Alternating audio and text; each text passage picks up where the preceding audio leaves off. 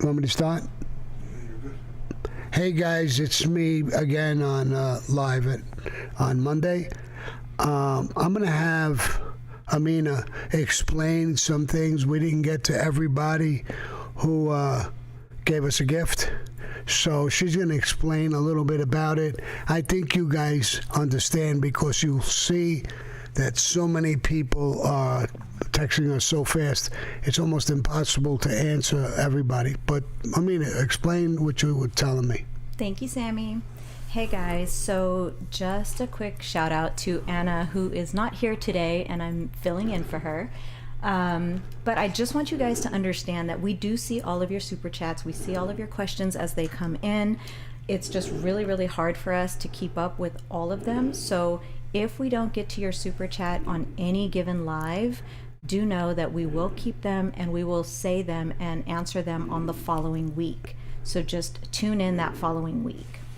Well, as many as we can get to, because sometimes there's just too many, and what'll happen, it'll start to back up. We'll do the old ones, we won't get to the new ones, so after a while it'll start piling up.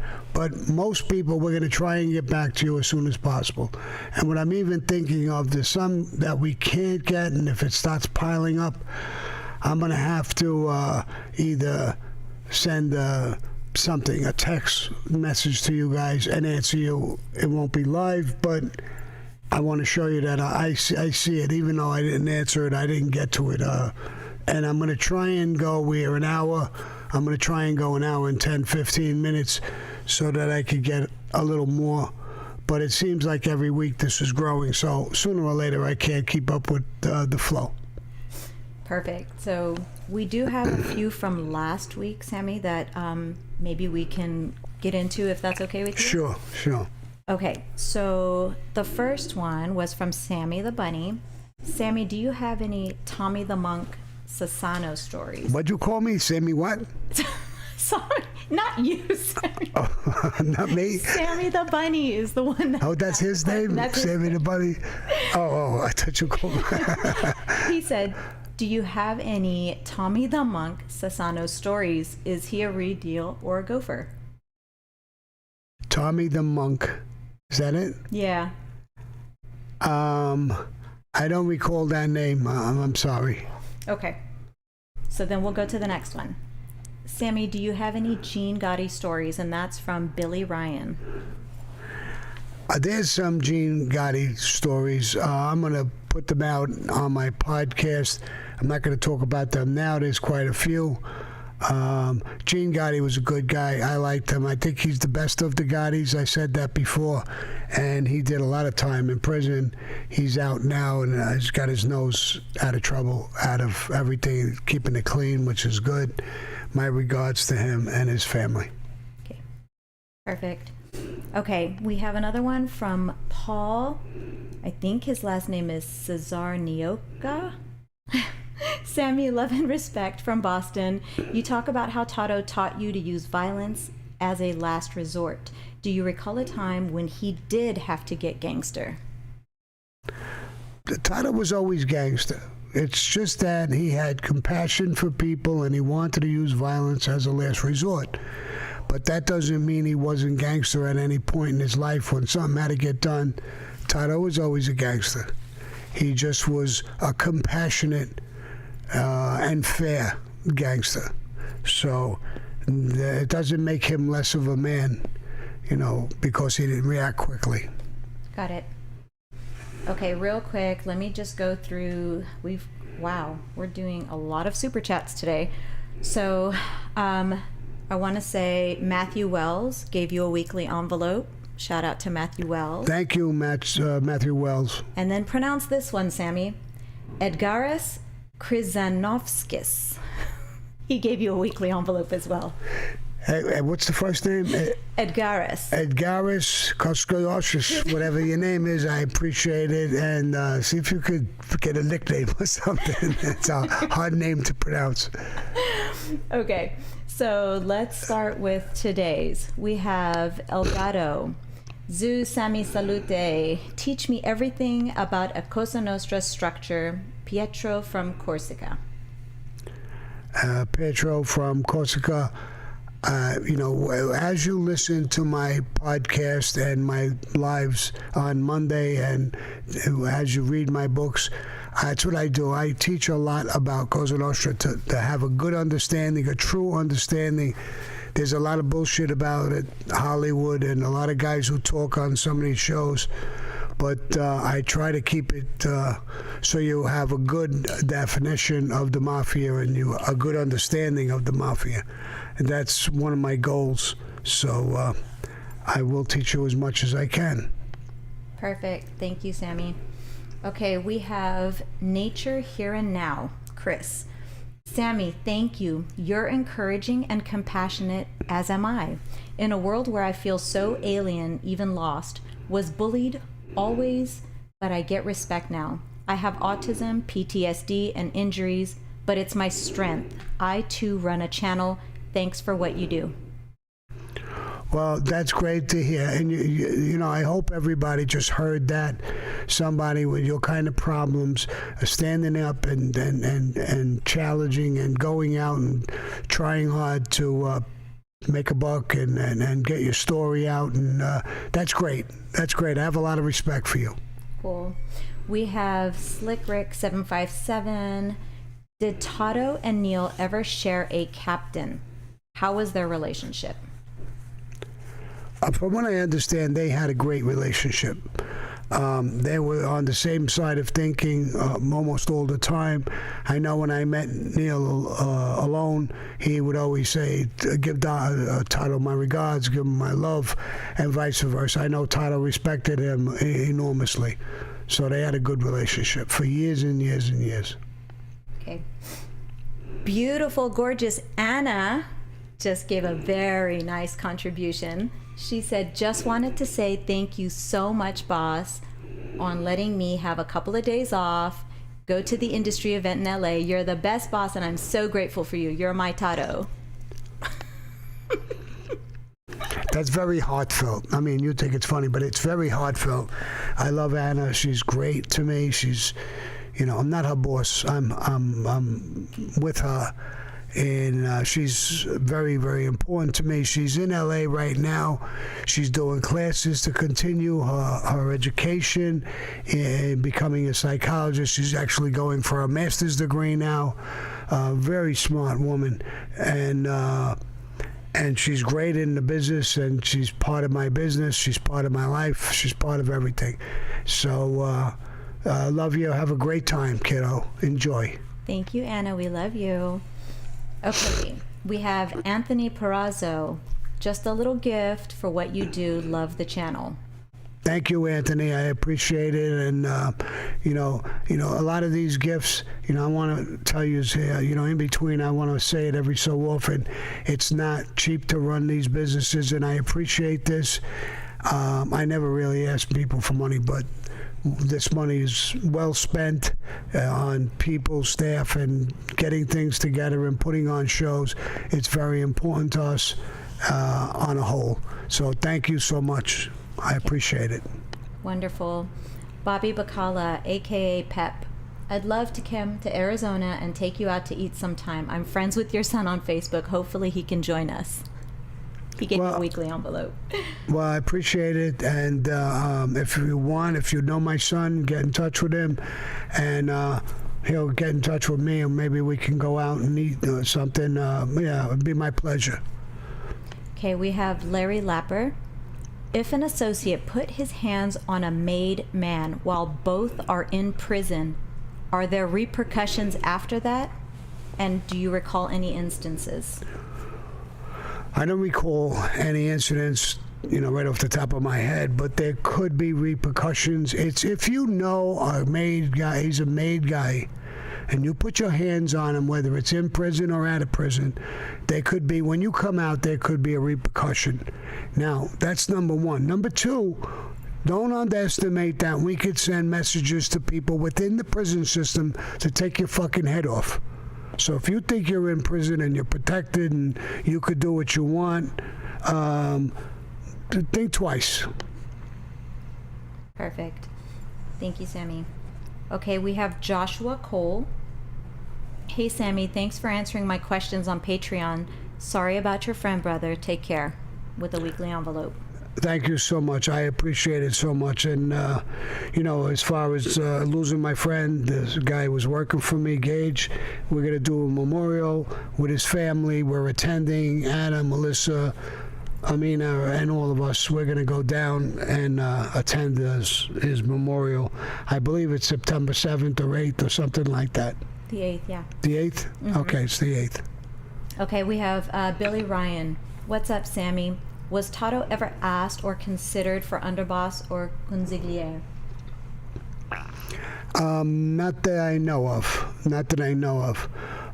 Tato didn't seek, he was happy with the position he was in, and he was happy. He's the type of guy who was happy to support the people who were on top in any way, shape, and form. He loved Cosa Nostra as a whole. So he wasn't, he didn't look at, but I don't think he was ever, asked. I know he was asked to stay on as a captain after the Gotti thing, and he refused. He wanted to step down. And when Frankie and John Gotti asked him, do you want to stay with me and John in the administration? He said, no, I would like Sammy to take my position as a captain, and I would like to be put under him. And they agreed. And that's exactly where he was. And very, very content being that. Awesome. Thank you. Okay, we have Sean Deaver, 77. Sammy, do you believe in ghosts? And have you ever been visited by any?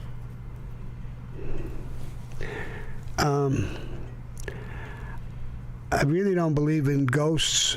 And the only time when I was sleeping, I was visited by a female ghost. She was great. And then I woke up and I realized I was hugging a pillow. So I don't think the thing was real. I had all kissing my pillow. Oh my God. So. Really, Sammy? Okay. All right, we have Ryan Brown. Sammy, it's my birthday on Wednesday, turning 40. Did you know Franklada? Why do you think Gene Gotti was looked at for carrying out a hit on him? Seems like law enforcement thought mob hit. Yeah, well, listen, happy birthday on your birthday. Franklada, I know who he was. He became the boss of the family. He was killed by some fucking lunatic drug addict kid. And over stupidity, it had nothing to do with it, I said before, as far as a mafia head. And it definitely didn't have anything to do with Gene Gotti. He had no power. He did a lot of time, I just said it, in prison. He came out. He stayed basically with his family. He didn't come back into the life. And he would have had no reason to order a hit or do a hit, and he wasn't in position to order anything like that. So I know there was a rumor Gene Gotti just got out and he got killed, and it's a take. That's bullshit. It's all bullshit. It's hype. It's newspapers and bullshit. Got it. Okay, we have Noah AlMale. Hey Sammy, love from Montreal. Do you think it is possible to get away with murder today if the mob hit guy was a real pro and knew what to do? Well, no, I don't want to encourage murders. I agree, it's 10 times harder now. There's cameras everywhere. All these cell phones, people could take pictures. There's confidential informants, from what I understand, all over the fucking place. They really know what's going on. But if you get a real experienced hit guy, he can pull off hits. He knows what he's up against. If he's a thinker, a planner, and he's very experienced, he can pull off hits. Okay, perfect. So Edgaris asked another question. Hey Sammy, who managed finances in the family? Well, it's not a corporation. It's really it's a brotherhood and a secret society. So it wasn't a corporation where people handle finances. Each person handled their own finances of what they did. And now, on the bottom, an associate gives, if he's with a made guy, he gives something to him on what he's doing. They both agree it's a good thing. And the made guy gives up to his captain, and so on and so forth. The captain gives an envelope towards the administration. So there's no accounting and books and records and anything like that. So it's just an everyday thing that they do out of their head. Got it. Thank you. Okay, we have Anthony Perazzo. Just a little gift. Thanks for what you do, and I love your channel. Thank you. I appreciate you, Anthony, and what you do, and I'm glad you appreciate our channel. You know, we're going to come up with so many new things we're working on, and if you love what we're doing now, we'll wait until our new website is open. We're going to open up in the beginning of April 1st, 2nd, or 3rd is the grand opening, and then we're coming out with some major interviews that I've been having, and we're calling it Table in the Back. They'll be on that channel exclusively, and you're going to love some of the stuff that's coming out. Wonderful. Okay, we have Charlie Tuna. Did you know Jimmy the Weasel Frantiano? Wow. Jimmy the Weasel was a fucking weasel.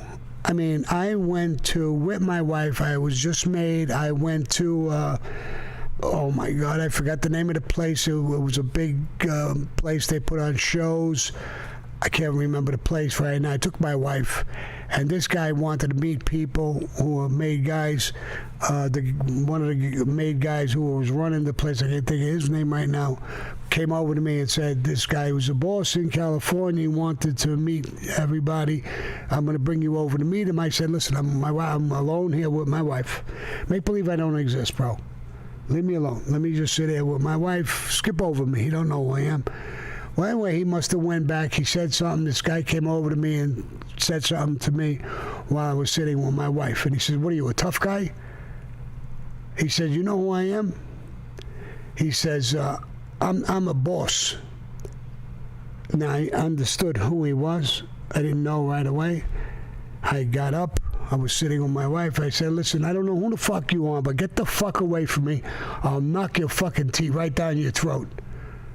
First of all, we're not allowed to introduce one another. I was never introduced to him as a made guy, let alone a boss or any fucking thing else. So to me, he was nobody, even though I heard of him. Secondly, who the fuck you to come over to me right in front of my wife and start fucking hollering at me about who the fuck you are and what I should be doing? So my wife was grabbing my arm. She didn't know what the hell was going on. She didn't understand. Goes in Austria. She didn't understand who the fuck he was. But anyway, he got upset and he sent a message to Paul Castellano. And Paul Castellano called me and asked me, and I told him exactly what happened. So he said, you weren't introduced to him ever? No. I never even heard of him. I heard he called himself a boss. Well, I'm not supposed to recognize that. Is that right, Paul? You're 100% right. Fuck this guy. He says he should have never did that. You were sitting with your wife alone? Yeah. I wasn't with a bunch of guys. I was with my wife alone. So that happened. And then a couple of weeks later, Paul Castellano called me in and he said, remember that situation you had with this guy, Jimmy the Weasel? Yeah. Well, he's not a fucking boss and he's an informant. Oh, wow. So they found out later he was never a fucking boss in California. He was an informant for a while. I don't know when he became an informant, but he was probably an informant when I met him, and he wanted to meet all kinds of names. God knows he was probably going to bring them right over to the fucking feds. And I don't even know if he was wired, but if he was wired, the feds could have stuck that tape up in their ass. Wow. So that's what I know of Jimmy the Weasel. Wonderful. Okay, so your super chats are blowing up today, let me just say. We have Lucas Swiderski. Hey, Sammy, keep the excellent work from Chicago. Did you guys ever have meetings with Outfit? the outfit is in Chicago, and I don't recall any meetings with them. There was a guy who cooperated. He was out here. He had his own show. I forget his name. Do you remember the name? He was a maid guy. He had a show. He had a big name. He was a pretty good guy. I was going to do a sit down with him, but he had passed away right before we made the arrangements, and but I don't recall ever sitting down with them. I heard of some of them, but I didn't have meetings with them. They were literally doing their own little thing in Chicago. Okay. So, they became pretty powerful. They came powerful.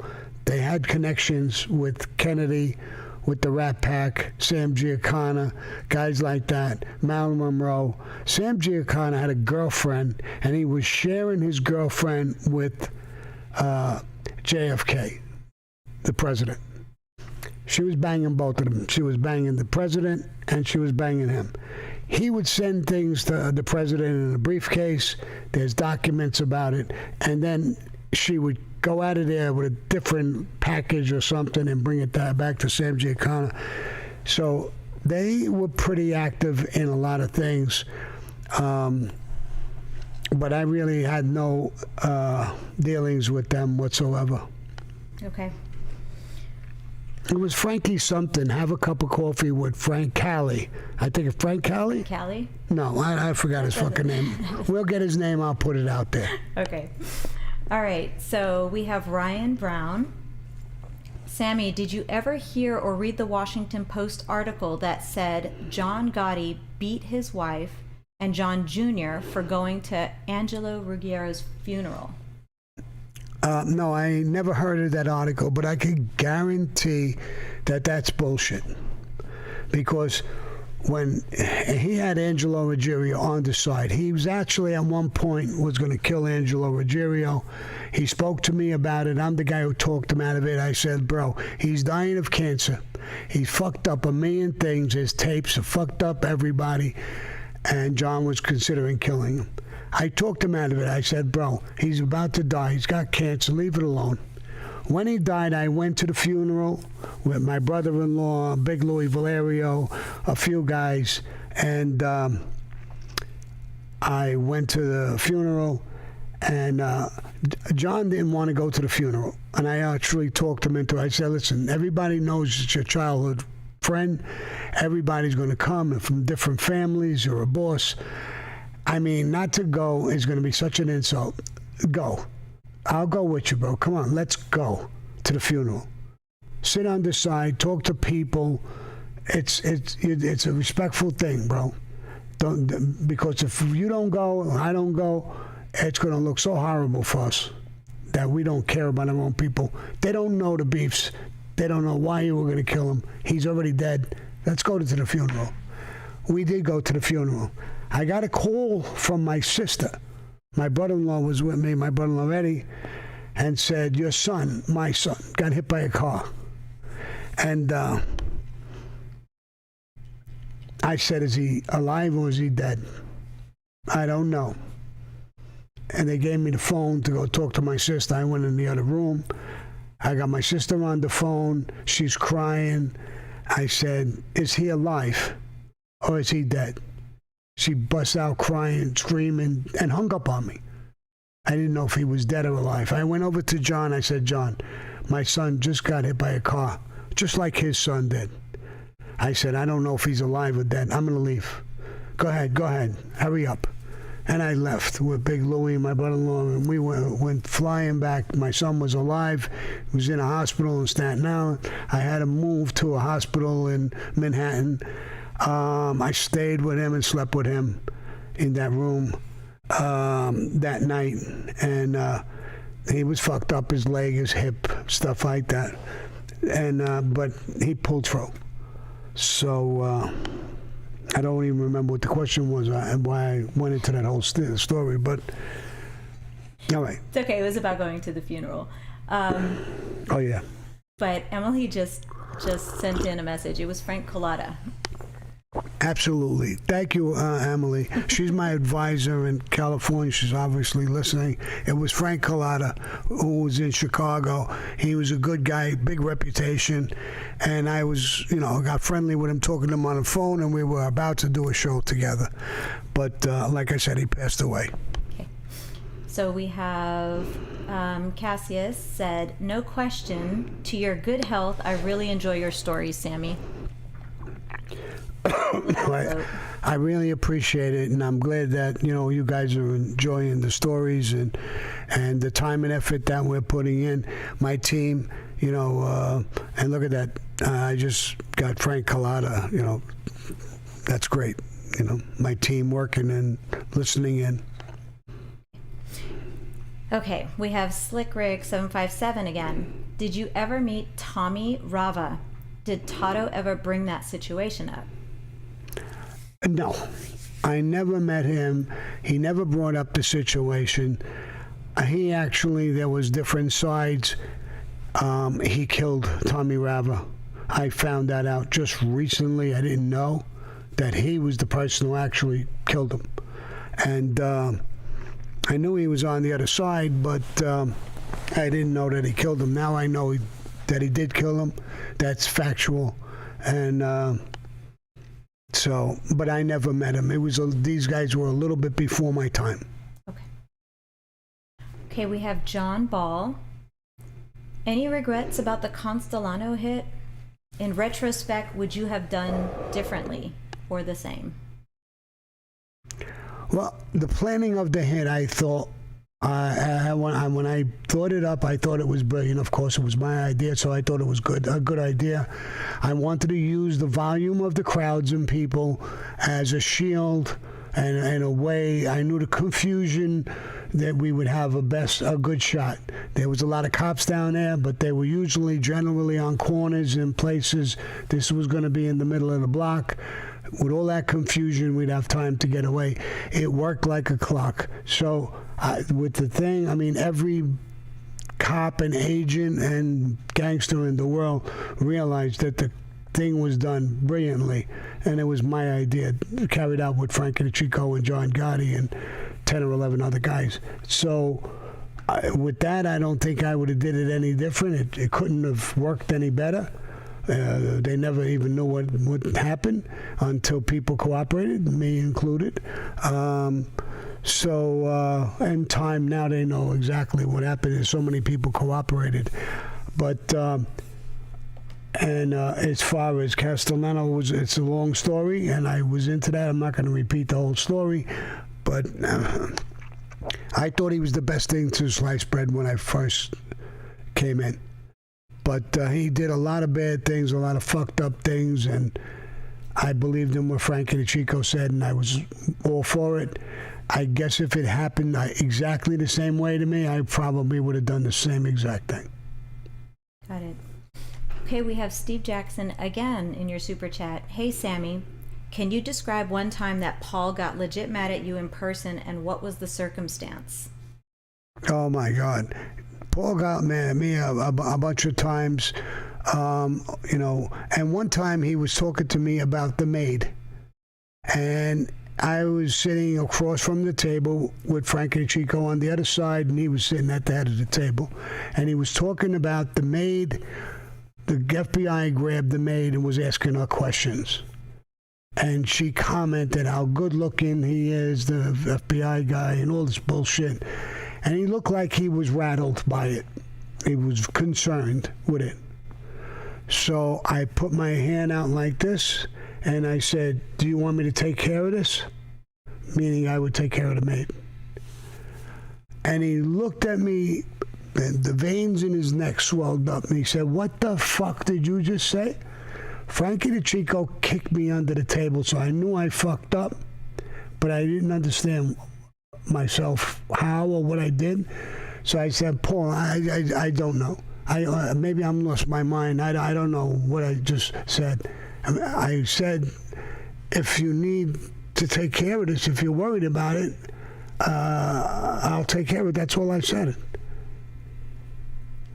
And he growled at me a little bit more. And Frankie kicked me again, and I just kept my mouth shut. I wouldn't even answer no more. And it ended, and we walked out. Frankie grabbed me. We knew where the cameras were. We knew where we couldn't be seen. Where we couldn't be seen, he grabbed me, hugged me, pulled me, got to his knees and hugged me. He said, "You are such a crazy fuck." I said, "Why, Frankie? What did I do to get him that fucking riled up?" He said he loves this fucking broad. That's his gumana. The maid? Yeah. He said, "You see the garage? The garage was so big it held 6 or 7 cars." He said, "You see the last Cadillac? Yeah. That's hers. He bought her the car. He's fucking in love with this fucking broad." Oh. And she actually tells his wife sometimes, she tells his wife, "Well, do it yourself." Which it blew my mind why he would allow that. But now, the maid was a Colombian, I think, broad. The ugliest motherfucker I ever seen in my life. She looked like a fucking little chimpanzee. She was fucking, I think, 3 feet tall, fat, ugly. I mean, if you want a fucking gumata, you got fucking $88 billion, go get a beautiful broad, buy her a fucking house in Jersey, go visit her, hang out, give her money, do whatever you want. Why would this fucking lunatic go with her? But he was. But I didn't know it, so by me saying that literally I would kill her if he wanted me to kill her, I didn't know he was having this affair. I didn't know how he felt, and I didn't know even why he exploded. I found out right away. But, and there's a couple of times, you know, the hit in front of the Plaza Suite, he took that as I did an off-the-record thing. So I got in trouble a few times.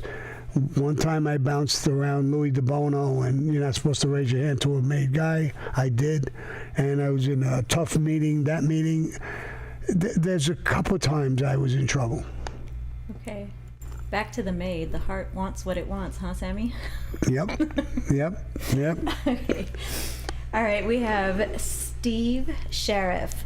Sammy, would you do it all again or work a regular job? You know, when you look about it, you look back about it, I don't want to give a very long answer. I was dyslexic, terrible in school, and I worked construction a little bit. But, you know, under the circumstances of how I grew up, I was in a gang as a kid, I was in the military, I think I would have done the same exact thing. I looked up to these people when I was a kid like they were God. People in names like Lucky Luciano, Al Capone, Vito Genovese, Carlo Gambino, those names were gods to me. And this was my heritage. This came from Sicily. I'm Sicilian. My mother and father are Sicilian.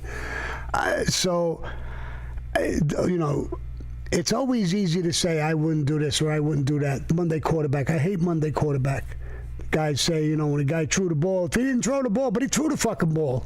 You know, it's Monday quarterback. So everybody would do something different. I think I would do different things, but I loved the organization. I loved the brotherhood part of it. I loved the good things about it. I loved Tato. There was a guy, Spiro. I loved him. He was a good guy, different family, but good people. Paulie, Zach, and I could go on and on and on. Frankie the Chico was like a brother to me.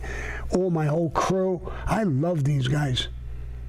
You know, we ate, slept, and shit together, and, you know, talked and lived together. I mean, we were just like glue. So I don't know, that part of the life I loved.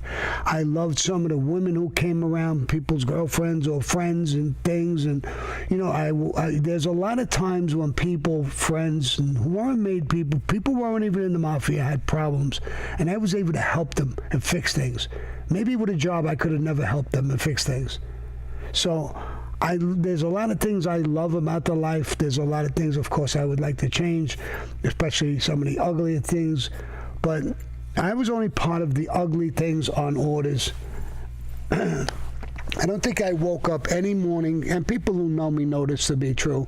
I don't think I woke up any morning thinking, oh, I'm going to kill Joe Blow. Or I'm going to rob my best friend. Or I'm going to kill somebody so I could benefit money-wise. That's not me. It never was me.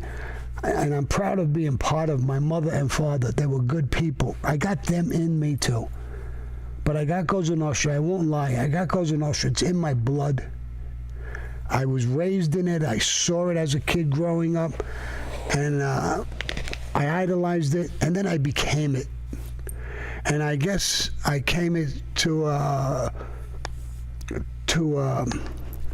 in a big way, and that's how I became important. Not because I was dangerous, but because I was a good guy, and I was dangerous. You put those two things together, the power of people loving you and fearing you at the same time, respecting you and liking you. When you accomplish that, your name, everything blows up. I wasn't related to anybody in the mafia. When you're not, it's hard to get even in, let alone excel. And I went almost right to the top. I actually did. Underboss is about, it's the second highest position in the mafia. Wonderful. Thank you, Sammy. Okay, your envious enemy asks, I know you enjoyed Sopranos. One thing explored in the show is Tony being a sociopath, as in he lacks empathy or has none. Sociopaths mimic emotions. Do you ever wonder if you're like Tony in this way? So in other words, you're calling me a fucking sociopath. I don't know if Tony was a sociopath. I think he was embedded in his beliefs of Cosa Nostra as I was. I think he was a lovable guy in his own way. I think I am. So if he was a sociopath, maybe I am too. I don't know. I'll have to ask Anna when she comes home. She's a psychologist now. I don't think I am. But, I didn't think Tony was. I thought he had lovable ways. He was strong in his belief. And he didn't play fucking games too much. Great. Okay, J. Marie. Here's my VIG for the week, Sammy. Please share with us a story about a bust out that you may know about. How does a bust out work? Thank you, brother. A bust out? Yep. Is this a woman? I don't think so. Tony Marie? No, Jay. Oh, Jay. A bust out. Mm-hmm. I'm not sure what a bust out is. Now, if it was a woman, I would try to understand what a bust out is. But if you're a guy, bro, I'm not sure what a bust out means. I don't know. So I'm going to have to pass on that question. Okay. Ryan Brown. Sammy, did you know Tommy Agro or Joe Dogs Lanuzzi? I knew Tommy Agro.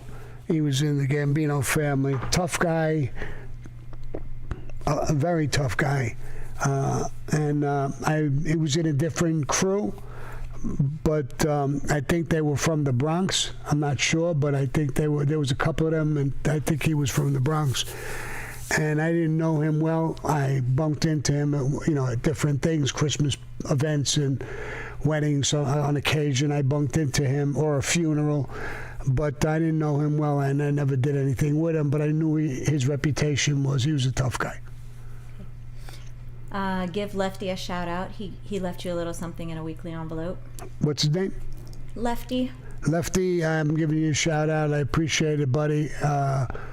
And without even a message. All right, good, great. Larry Lapper. What was your experience and opinion on Fat Andy? Fat Andy was, I didn't know him personally, another tough guy, a good man. His son is around now. His son was on a talk show or something. I just saw him recently. I forgot who he was on with. But Fat Andy was a tough guy, good guy. Again, a different crew, different. I think they were from either Manhattan or Queens or somewhere like that. Okay. Real quick, Michael Franchise. Hey, Sammy. Congratulations on the new site. It looks great. Glad to have you on the Mob Ties Commission. Sending you a congratulations case of Franchise wine. Oh, wow. So Michael Franchise just sent me a case of wine and a congratulations on my show here. And I'm going to be on his show. Mob Ties. He asked me if I would be on the commission and I would be on his show with him, and I told him yes. You know, being he came and told you this, you know, when I told you about opening up my website, me and him just recently had a sit down, and it was a major sit down. I'm not going to tell you about it because we're going to put it out. We filmed it. We're editing it. We're doing it very professional. It was a great meeting between me and him. So all I'm going to say is that in the beginning of April somewhere, that sit down between me and him is going to come out. So thank you so much for, you know, complimenting me on the show, brother. I really appreciate it. You know, I did a thing with Michael,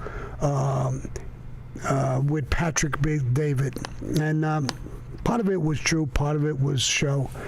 And I became friendly with him, and I got to like him. I got to like his wife, his kids, his daughters, and, you know, he's got a really, really nice family. And he's got close with my son and my daughter. My daughter actually was on his show, did a show with him. And my son, I even joked with him. I said, I think my son likes you more than he likes me, so I'm going to switch him over. I'm going to give him to you. So he says, I would take him. It'd be my pleasure. I was only teasing, of course. I wouldn't give him up. But Michael was pretty good, and I'm getting along with him now. Especially after the show. But when this comes out, the show, and we're going to do an advertisement about it, and all you guys could go and see it. It's going to be on my new platform. It's the new website. It'll be $4.99 a month, and you get to see these things. This sit down with Michael, and I did another sit down with Alec Baldwin. So they're going to be put on together for free once you're a member. So there's going to be a lot of good things there and a lot of things to talk about. Wonderful. Mad Coo giving you a weekly Dundee envelope. A Dundee envelope? Yeah. Dundee, is that? I got a fucking. Oh, it's Australian. I was going to say, it feels like a heavy one. I appreciate it, bro. Okay, we have Slim Pickens. What's next for Sammy the Bull? Maybe a movie? Slim Pickens, bro. That was a cowboy, I think, Slim Pickens. But I heard that name before. But I'm sure you're not him. But yes, there is a movie. I'm working on a movie right now. I don't have it fully hooked up and signed yet. But there's a lot of conversation and a lot of buzz about it. It's the Johnny Keys hit. And they're making a movie out of it. I'm working on it. That's about all I could discuss. I probably said too much already about it because they want me to shut up. But I'm on talking live. How the fuck can I shut up? So anyway, I can't talk about it, but there is a movie in the works, and there's people talk to me about doing my scripted show, similar to The Sopranos, but a lot more truth. I got a lot of stories coming out, and I'm working on another story now that I resisted to come out with, but I'm going to come out with it. It's Me and the Iceman, and it leads into so many different things. It's so big, the story, and it involves so many different things and so many different people. It's going to be at bare minimum a 2-part series. It may even be a 3-part series, but it depends how long it'll take to make it, film it, edit it, how big it is. So everybody has to stay tuned for that, right? Yeah, well, yeah, and it will be on our website, our new platform. Okay. Another one from J. Marie. When you take over someone's business because they owe you money. And by the way, my name is Jose Marie. See, I told you it was a guy. All right, Jose. I got it. I apologize. Okay. The Marie part blew me away a little bit. So, all right, good.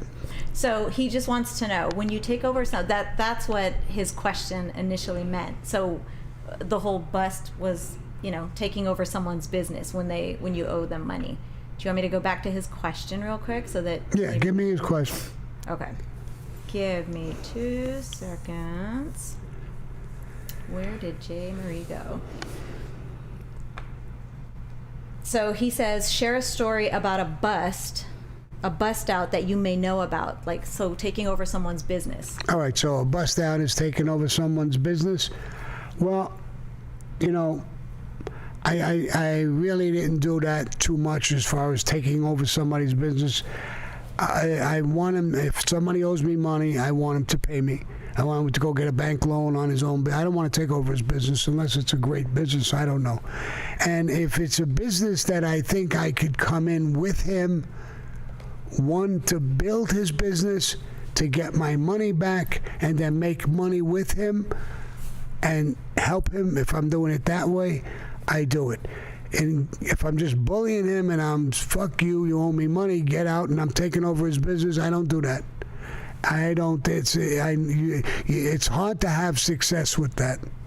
You know, the guy don't like you. He's maybe couldn't pay. Now you're taking over his business. It always ends in some sort of disaster. So it's not something I do. You know, if he was in trouble and he needed a partner to come in, I would consider that, and in order to get my money back, plus maybe make money with him. And maybe a good thing, and I'm coming in a good way. You know, sometimes in business, sometimes when you're lending money, sometimes you win, sometimes you lose. I was talking about a guy, Anthony Spiro, who was in the Bonanno family. When I was a kid growing up, I would borrow money off of him. And if I didn't have money, I would duck him. I didn't want to pay him. You know, not that I didn't want to pay him, I couldn't pay him. So he would grab me and say, Sammy, you're a good kid. Don't duck me. If you don't have the money, just tell me you don't have the money and don't worry about it. So when I was coming up, I'm groomed by people. Not that he groomed me, but his what he did made an impression on me. He didn't bully me, he didn't threaten me, he didn't take over anything I was doing. He gave me a shot to pay him back and make money. So, you know, I try to put myself in people who carry themselves like that. I followed their example. And a couple of times I lost money. A couple of times a guy just stood, you know, to me, this guy, Patinella, and just told me he wasn't going to pay me because he was with Joe Colombo in the league, in the Italian American League, and I fucking busted his ass. You know, you're not going to just abuse me that you're not going to pay me, but if you're in trouble and you can't pay, you know, I was in trouble that I can't pay a bank or I can't pay a car loan or I can't pay something all my life in and out. I know what the fuck it feels like. So now I'm like a bank to them. So now what am I going to act like a bank and just bully them or take over their business? Yeah, I know how they must fucking feel. So sometimes you let something go, there's karma. And karma comes around and treats you good in another way. So I don't really bust out. I don't take over forcefully take over somebody's business. That just wasn't my cup of tea, you know.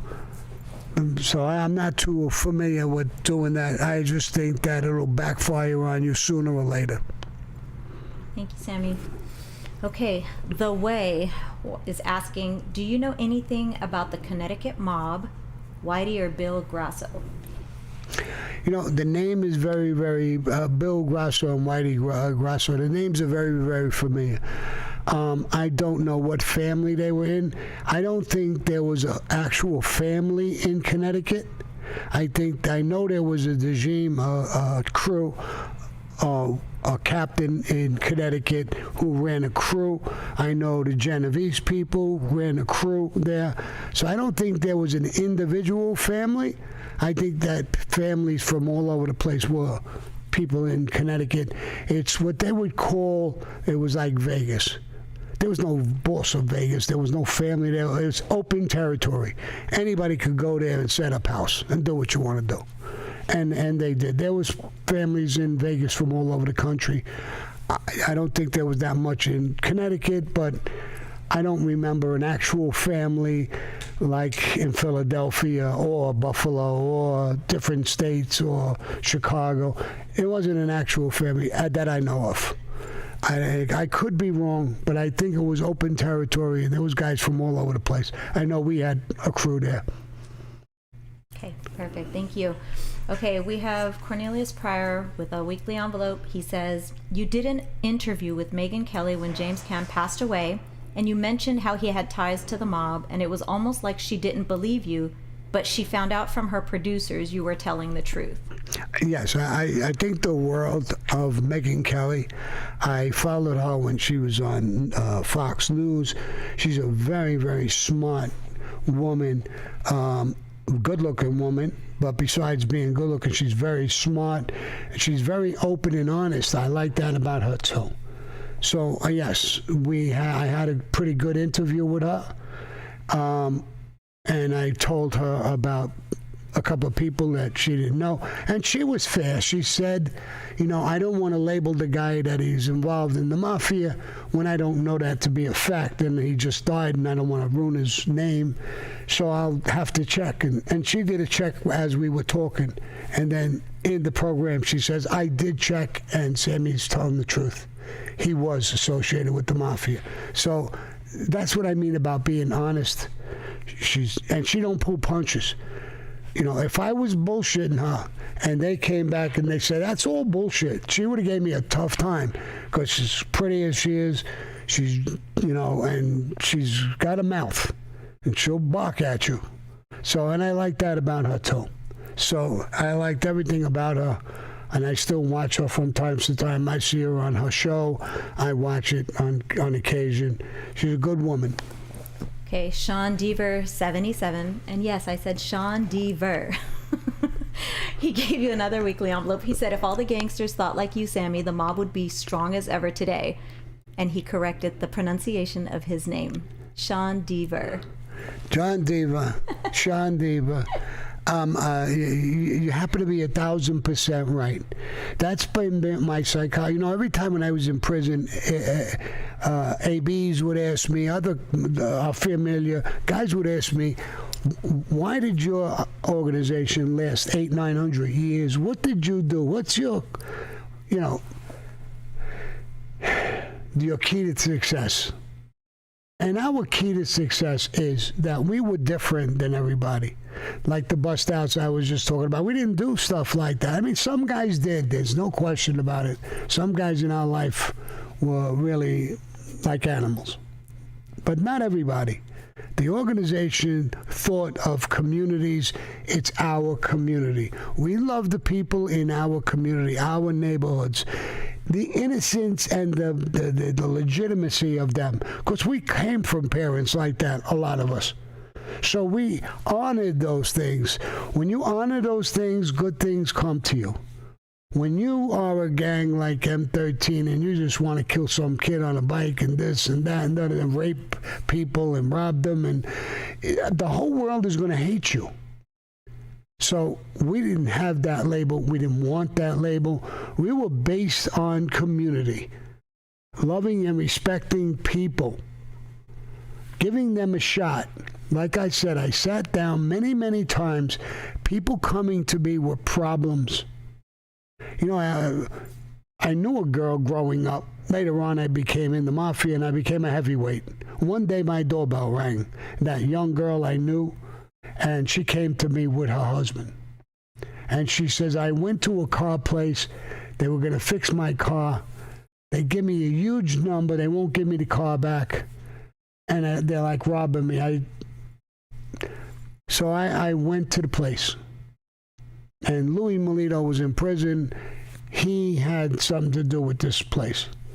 And I asked the guy, I said, listen, she brought the car in. There's X amount of damage or whatever. How much does it legitimately cost to fix it? He said like 100 and change. Then why would you ask them for 400 and change? They're young, they're married, they're broke. They can't even afford to get the fucking car back from you. I said, I'm going to tell you what I'm going to do. For respect to Louis, I'm going to act like a gentleman with you. But I'm going to tell you what I'm going to do. You get the keys, you give her the keys, you give her the car right now, give it back. And she's not going to pay you nothing.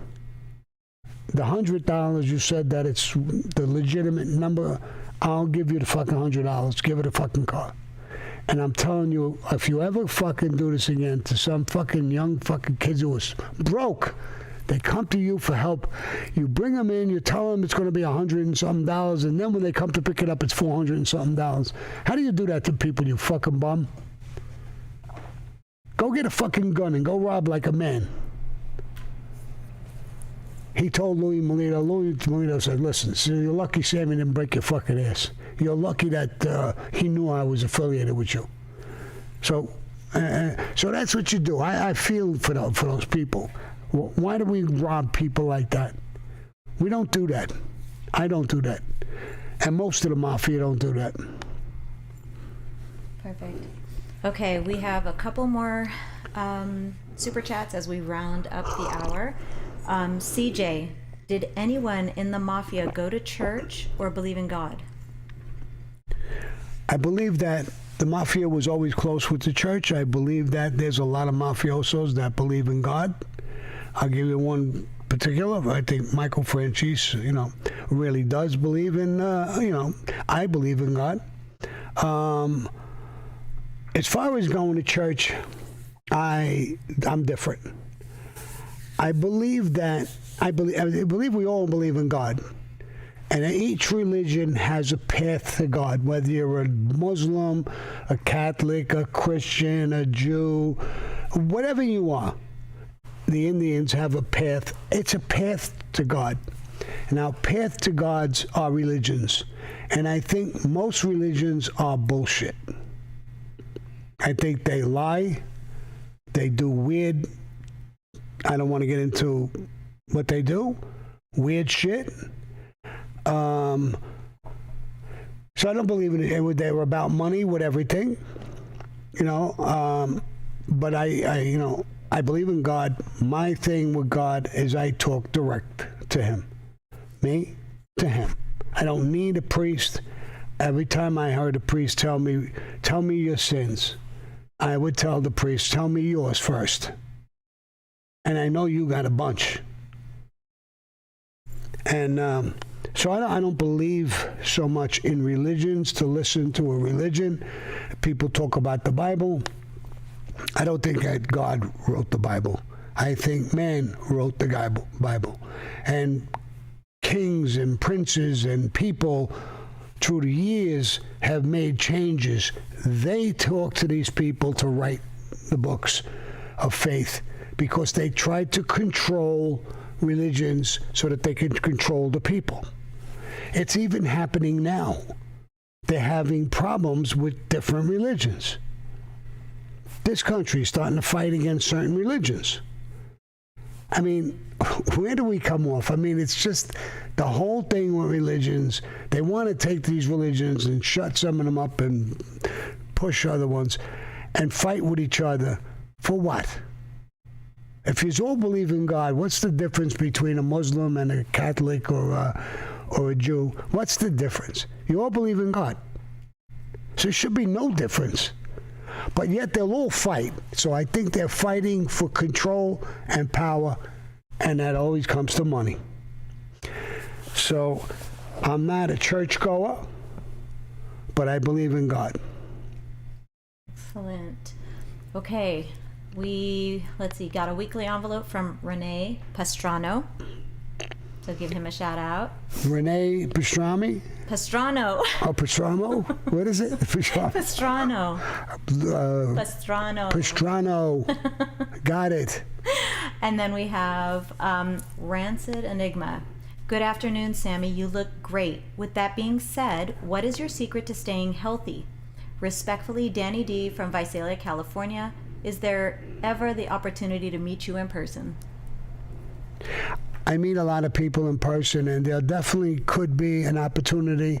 I go to the gym just about every day, and that's part of staying healthy. I watched a program, and they say if you go to not a steam room, I go to steam rooms and saunas, but if you go to a sauna, dry heat sauna, every day, it lowers your blood pressure. It does all these things. And I believe in it. I sometimes I'm in a sauna, but sometimes I'm in a steam room. I go in a hot jacuzzi, and it really bounces me around. This thing is powerful in the gym I go to, and I take a shower and I come back and I go to work. I try to do it early in the morning, 6 o'clock. The place opens up, I think, 4:30 in the morning. So I go 5:30, 6 o'clock. I get up. Sometimes I shoot there, take a shower. Sometimes I'm with the girls and I didn't go. And then I'll take off in the afternoon. just like I did today. I mean, it came in, they were setting up things. I shot over to the gym, 45 minutes, I was back, and I feel good. I think that is healthy feel. I smoke, I gotta stop smoking. That's not good for you. I eat fairly good. You know, I like sugary things. Sugar's horrible for you. But, you know, I eat pretty decent. You know, it's what they call the Mediterranean diet. I grew up on that. It's not a diet. It's pasta with vegetables or sauce. I like that kind of food. It's not bad for you. It's fairly healthy for you. I try to stay in shape most of my life. If I put on a little bit of weight, a little belly starting to happen here, I watch what I eat. I do some sit-ups, I do some push-ups, I work out with dumbbells to get some little well, look at these little tiny ass muscles. They used to be big, but so you do that, you live a clean life, definitely stay away from drugs. I was never a big drinker.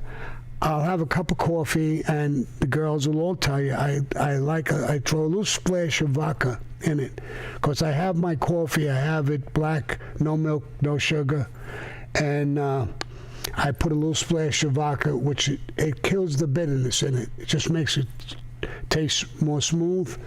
Melissa one time bought me Russian vodka. It was good too. Put it in there. So I mean, that's the key to my health, I guess. And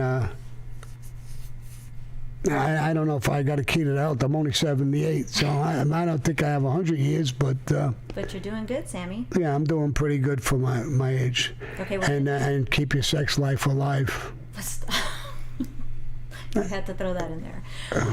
Okay, one last super chat before we wrap up for today. It's from Wilson. Hey, Sammy, what was John Gotti's main strength as a boss, in your opinion?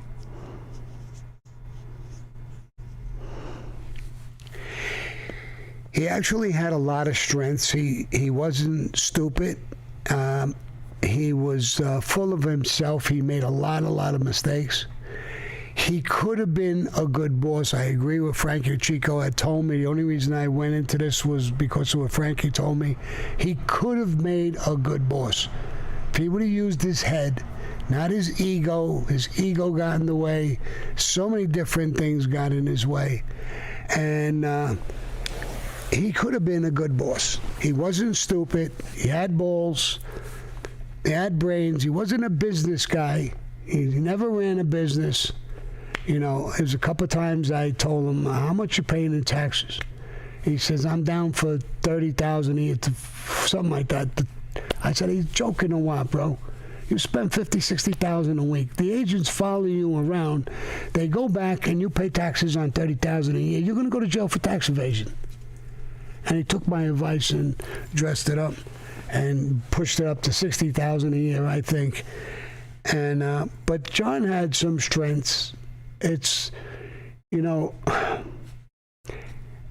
there's things that went to his head. The Teflon Don, if he would have knew who that reporter was who gave him that label, he would have gave him $100,000 for that label. He loved it. He fell in love with himself. He saw himself on TV. He overdressed. This is a secret society. You're not supposed to dress. You know, people who don't understand the mafia, oh, look how great he dresses. Ooh, you're not supposed to. You know, if you're an actor and you're making money, dress how you look beautiful. Women look beautiful. But we're not. We're gangsters.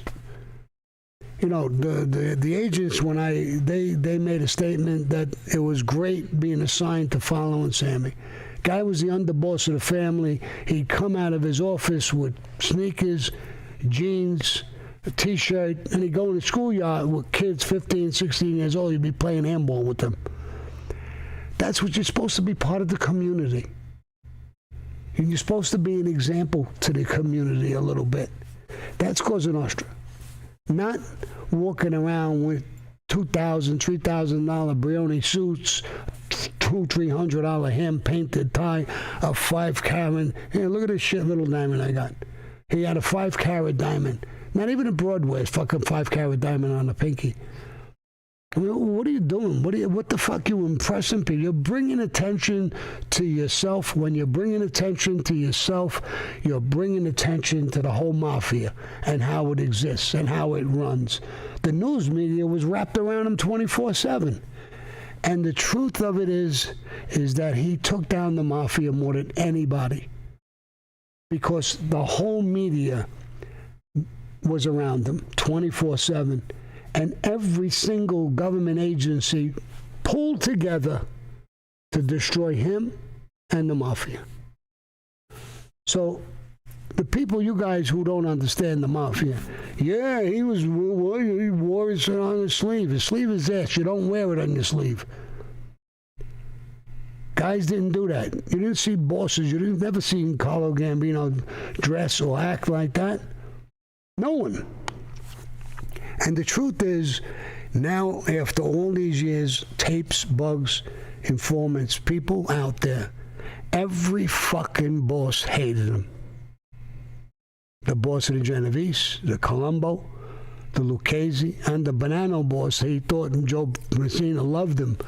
Joe Messina's tapes, while he was talking to his guy in secret, not knowing he was bugged, said this fucking idiot is blowing up the whole fucking mafia. So this is a guy he thought loved him. And everybody says, oh, he was like this with Joe Messina. I mean, this is what the people actually thought of him. So I feel sorry that he had to die like that. I wish I would have shot him.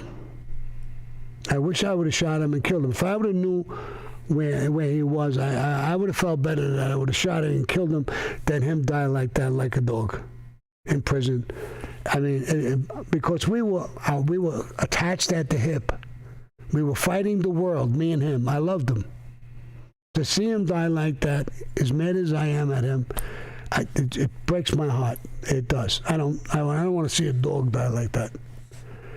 So, John was. It's a complicated story. A narcissist is a hard guy to deal with, a hard person, whether it's a woman, whether it's a guy. A narcissist is more in love with themselves than anybody. They don't have enough love in their body for you. If you can't love other people and understand what they do for you and love them for that, then you're nothing. So. Okay, Sammy. Thank you for that. We are over time. Anything you want to tell your listeners right now? Well, my listeners, you know the way I say goodbye. So, and I say that with no disrespect. I say it with love. So, adios, motherfuckers.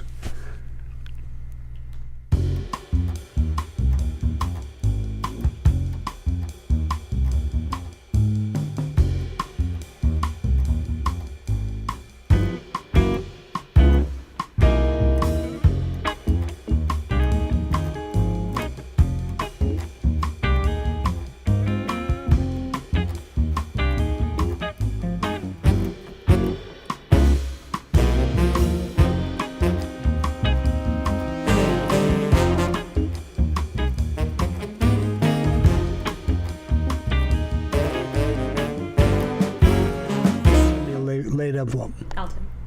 Hey, Betty Ann. No, I'm really starting to love you. You sent in a late one, and it sticks out. So I really love you. I mean, I hear you so many times. I'm dying to meet you.